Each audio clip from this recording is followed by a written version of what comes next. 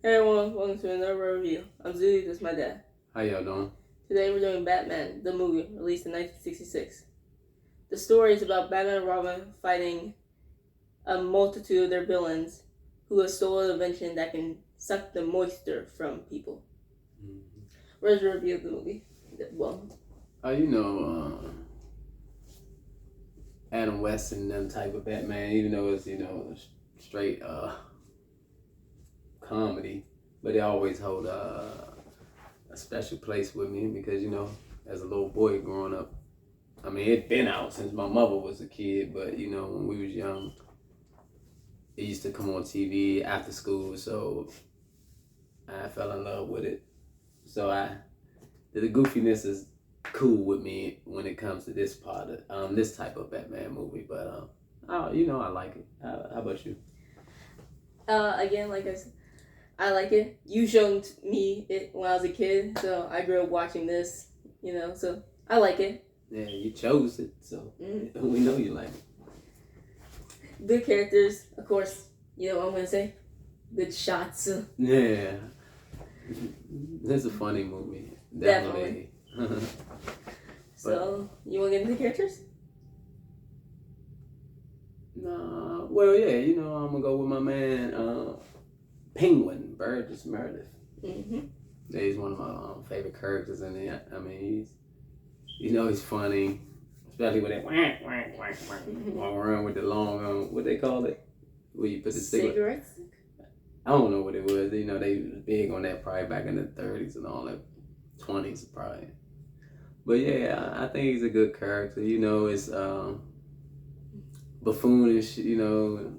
It's meant for, because I guess back in the 60s and stuff on TV, they didn't really want too much violence and Batman to look like a vigilante, I guess. I know why they didn't want it, but yeah, they did. Okay, but yeah, I like Penguin. He's very funny in here, especially when he think he playing the trick on Batman and he's supposed to be Major Spitlack or whatever. I said, how do they think he didn't know that they are who they say they are? I mean, the people he thought they was. But what do you think about Penguin? I love him. He's funny. I love that Major Spitlack thing he was doing. Yeah, he's still whack. Why he supposed to be Spitlack? And the funny voice he does, that's basically just his voice. Yeah. None of them stepped out of character other than changing their clothes. But I like him as a character. Mm-hmm. Who's your next character? My next character is Robin.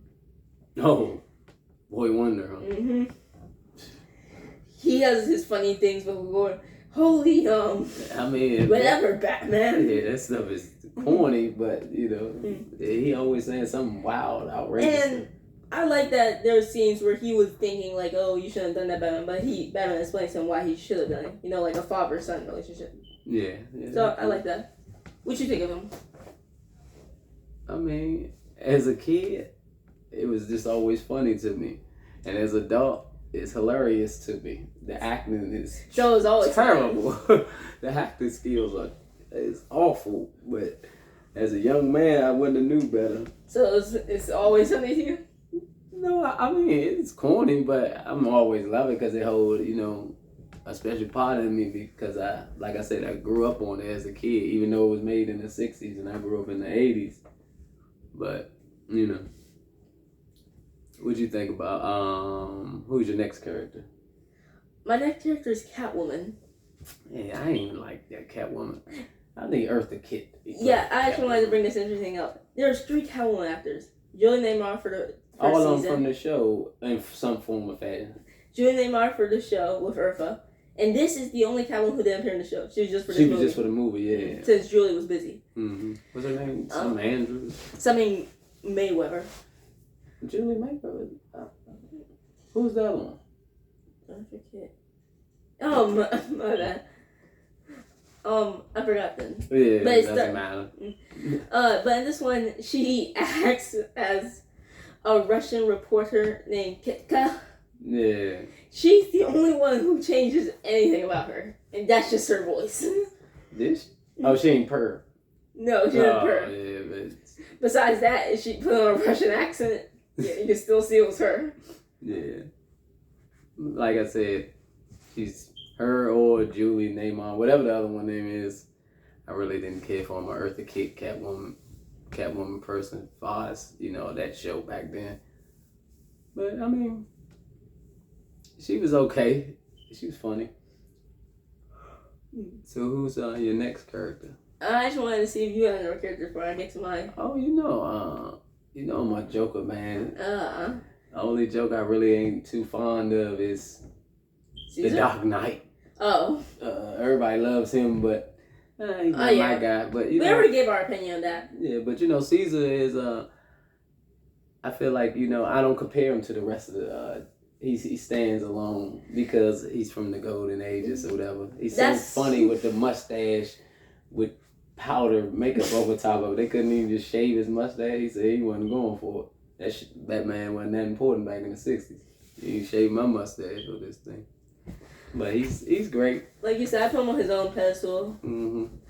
I find him funny at times. He's very assertive. Like he doesn't want to follow your orders unless he really needs to. Like this was the only way the plan would work. Mm-hmm. Is that he's a jokester? He's always shocking people with electric gloves. With that goofy laugh. Yeah. He was great. The mustache always gets a laugh. Yeah, that's what kills me every time I see the powder on the mustache. I feel like they're hiding. Yeah. But my next character is the main character of the movie, the Dark Knight himself. There ain't a Dark Knight in this. Bright Knight. Adam West. Adam. Rest in peace. Yes. He's great. Like you said, for Caesar, I put him on his own pedestal. Yeah. He's funny. Mm-hmm. But they also had these times where people try and say the show was oh, this is goofy, the end of Batman. Mm-hmm. But if you watch the movie and the show, it really wasn't like that all the time. I mean, it was like that all the time. They was, but they did have their moments of a little seriousness, like Batman making fun of the Pentagon. Is that serious? I mean, they didn't play it for a joke, did they? Or was it a joke? I don't know. I mean, the whole show is goofy. It's never funny. It's just goofy. And it's stupid, really, but I mean, it's entertaining. But go on about Batman. I like him. His Bruce Wayne kills me because that's when I like him the best. He's more believable as Bruce, But that fighting and his outfit, look like woman gloves and the color. I don't like. I mean, I like it, but the thing is, he doesn't even change his voice for Batman or Bruce. Why not? Why should he? Everybody else didn't. Penguin turned into Splitlack and was still saying, why would he change himself? It's just no difference. Mm-hmm. But he's great. Yeah, he's good. I mean, all of it is good. I know we making fun of it, but as a kid growing up, it's very entertaining. Very good. Mm-hmm. Let's get to these scenes. You have a scene? Or you want me to start off? No, you go ahead. This scene is kind of famous. It was at the beginning of the movie. So Batman and Robin take off from the Bat Cave in their helicopter. Yeah, but go ahead. Tell me. This is what disturbs me about this show. But go ahead. And they take off in the helicopter, right? And they're going to a boat, right? Mm-hmm. And then when Batman's about to touch the boat, it disappears. Oh yeah. And somehow he was low enough to go into the water. The previous shot showed he was still in the air. Yeah, so he comes out the water, he has a shark on his leg, and he starts beating it, right? Yeah. And he said, "Hand me down the shark repellent bat spray." It's a great scene. That stuff is awful, man. They would never made that nowadays. Well, it's worse nowadays. They're making gay cartoons, but let's stay on the path. But go ahead. And that's basically the end of the scene. Yeah, I love that scene though, even though it's so phony. That's why I think I love it so much, because of the phoniness.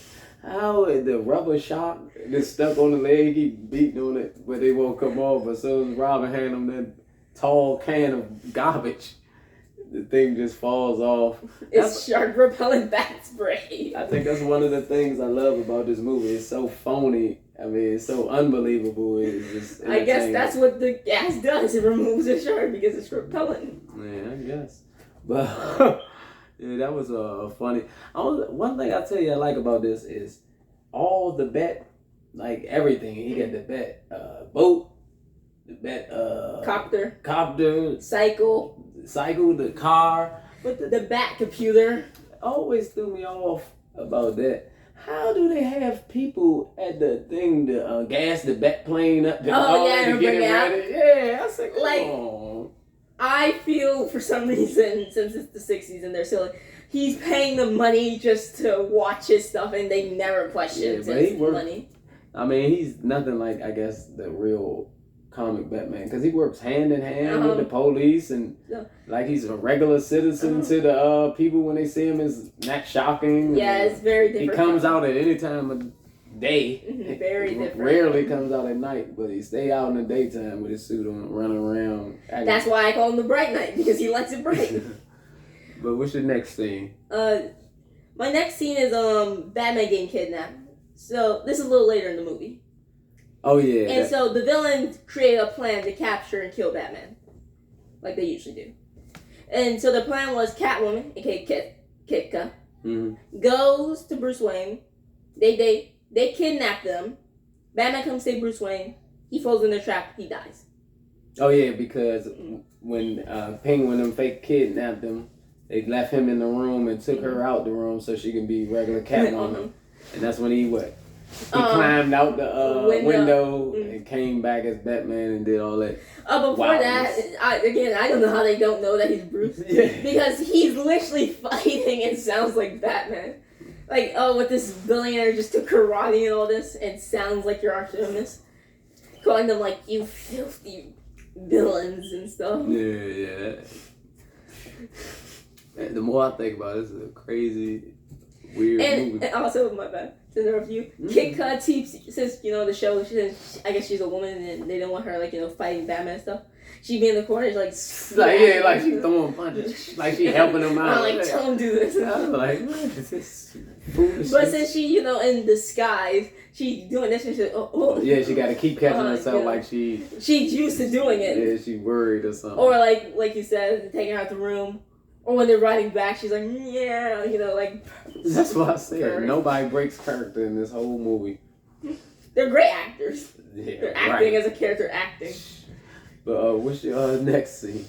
My next scene is, it comes a few scenes after Batman escapes as Bruce Wayne. Him and Robin go back to the place to try and get the villains, but they've been left, right? Yeah. And so, again, people know about this. Batman grabs the bomb, right, and he starts running around trying to get rid of it. But every time he tried to get rid of it, there's a pregnant woman or a marching band or something. The dude in the boat kissing his girlfriend. And he says, sometimes you can't get rid of a bomb. Yeah, man, Batman. So what did he wind up doing? He wound up getting it in the water. And he hid behind some metal poles so the blast wouldn't kill him. Well, what, it blew up all the fishes or something? I guess. He sacrificed fish life but not human. Yeah, he should have killed some of them racist people that was sitting around there. But we didn't, not to get off subject. What's your next scene? My next scene, again, comes scenes after Batman got rid of the bomb. So basically, the villains succeeded in their plan. Let me explain their plan real quick. Their plan was to capture the United Nations leaders so the world will fall to their grasp. Whatever demands they had. And like I said, they used the hydrator gun and they put them in vials. Yeah, they turned them into dust and swept them up in little vials, and then you can add water to bring them back to life. I said, this stuff is crazy. And so they escaped into their submarine. And so Batman and Robin follows them into with the Batboat, right? Yeah. And Batman pulls out a bat bazooka and starts bombing the sub. I mean, blowing holes in it, water's coming in. So they had to come back up to the surface. And before I get to my next scene, which follows that, what do you have to say about this? No, I mean, the funny thing about it, how does he have because they shot the heat-seeking missile at Batman, and then how did they make him miss when they were stuck on the that seems good. So he had a bat jamming device. Yeah, just on the belt. Everything is on the belt. And he's like, and at the last minute, they thought they killed him. But a poor porpoise went in front of it and blew it. Yeah, that's why they thought they killed him. Mm. But back to your scene. I think that scene is... And how does Batman not kill? He has a bat bazooka. How does he not get killed? And I'm saying, how does he not kill in this one? He has a bat bazooka. Kill what? You think a bat bazooka gonna blow up a submarine?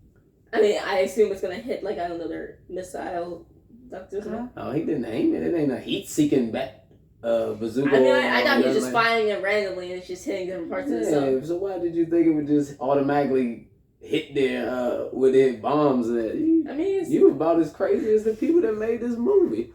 If you thought that he just had that type of aim, he could see through water. Down probably hundreds of feet. Yeah, and their rocket shooters are probably under the bottom of their submarine.